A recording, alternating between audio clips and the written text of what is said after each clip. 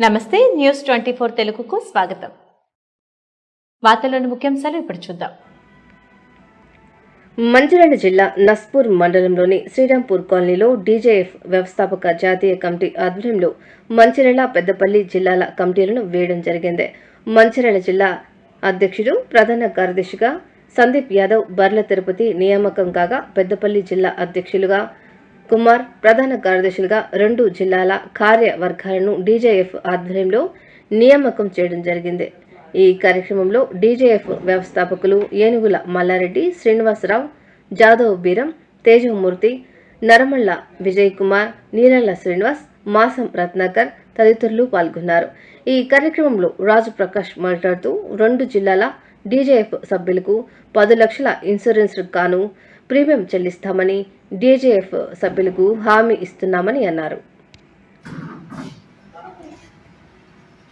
Media అనేది భారతదేశంలో 4th pillar అని చెప్పబడుతుంది, కానీ అది ఎక్కడ 4th పిల్లర్గా కనబడలేదు, కనుమరుగైపోతుంది. దానికి కారణం మీకు అందరికీ తెలుసు. ఫేస్బుక్ అది వాళ్ళే లైవ్ పెడుతున్నారు, తీస్తున్నారు, మీతో నాకు పనిలేదు అంటున్నారు రాజకీయ నాయకులు. ఆ స్టేజ్ కూడా వచ్చేసింది. మనం వెళ్తే ఇంతకుముందు ఉన్న రెస్పెక్ట్ ఇప్పుడు లేకుండా ఉంటుంది.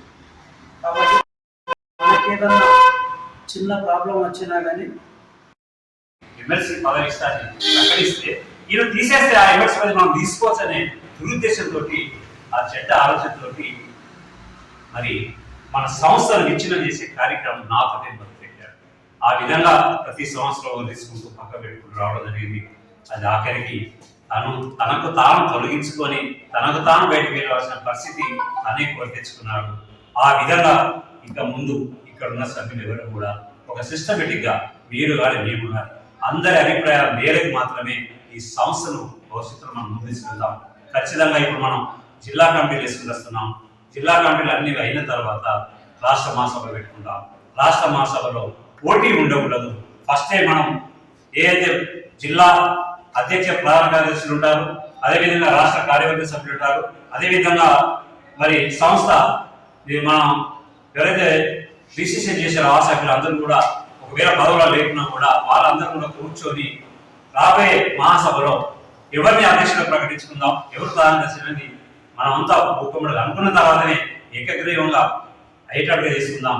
పోటీ తత్వం లేకుండా సంస్థను ముందుకు తీసుకెళ్తే వీళ్ళు ఒక సిస్టమేటిక్ గా బాగా ముందుకెళ్తున్నారు అనేది ఇతర విలేకరుల సంఘాలకు కానీ విలేకరులకు కానీ ఒక మంచి సంకేతాన్ని ఇచ్చిన వాళ్ళకి ఆ విధంగా చేయాలని అప్పటికన్నా కూడా ఆయన ఒంటరి పోవడం వల్ల అది సాధ్యం కలిగదు. ఇప్పుడు మనం అంతా కూడా కలిసికట్టుగా మనంతా కూడా ఒక భావన, ఒకే భావం కలిగిన వ్యక్తులం, సంస్థను ముందు తీసుకెళ్ళాలని ఒక భావం కలిగిన వ్యక్తులు అందరం ఇవాళ మనం కూర్చొని ఉన్నాం. కాబట్టి ఆ ప్రకారంగా ముందుకు తీసుకెళ్ళడానికి మీ ముందు సంఘం నాకు వాస్తవంగా నా దగ్గర బంధువులు మ్యారేజ్ ఉన్నా, మా మేనమరుదులు మనవరాజు గారు 20% కూడా అన్నగారు చెప్పగా మీరు పోకుండా బంధువులు ముఖ్యం కానీ అంటే భావన ఉన్నప్పటికీ కూడా సంస్థలు మనం ఆజ్యం చేసుకునే సందర్భంలో మనం లేకపోతే బాగుండని ఒక ఆలోచనతోటి వాళ్ళు ఇక్కడ దాకా రావడం జరిగింది.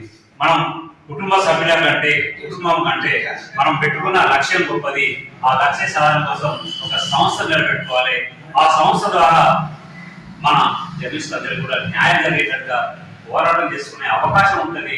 దానికోసం ఫస్ట్ సమాజానికి నేను దూరం ఉంటే బాగుండేది ఆలోచనతో ఇలా మన దగ్గర పనిచేస్తున్నాం కూడా. అంటే రేపు భవిష్యత్తులో కూడా మనకు సంఘానికి సంబంధించిన ఎలాంటి ముఖ్య సమావేశాలను కూడా ఎవరు కూడా కుటుంబానికి సంబంధించిన అంశాలు చెప్పి తప్పుకునే ప్రయత్నం చేయకూడదనే ఉద్దేశంతో ఇవాళ మీ మీరు అభిప్రాయిస్తున్నా. దయచేసి ఎందుకంటే సంఘం ముఖ్యం, సంఘం తర్వాత కుటుంబానికి టైం ఇవ్వండి. పొద్దున మనం ఇచ్చే టైం ఇవ్వాలి. వాళ్ళకి కావాల్సిన సమకూర్చి బయటకు వచ్చేస్తే వాళ్ళు మనం ఏమన్నారు. ఆ విధంగా ఎప్పుడు కానీ సమావేశాలు పెట్టుకుంటే మనం లక్ష్య తర్వాత పెట్టుకుంటే బాగుంటుంది. ఒక సూచన కూడా చేస్తున్నాను.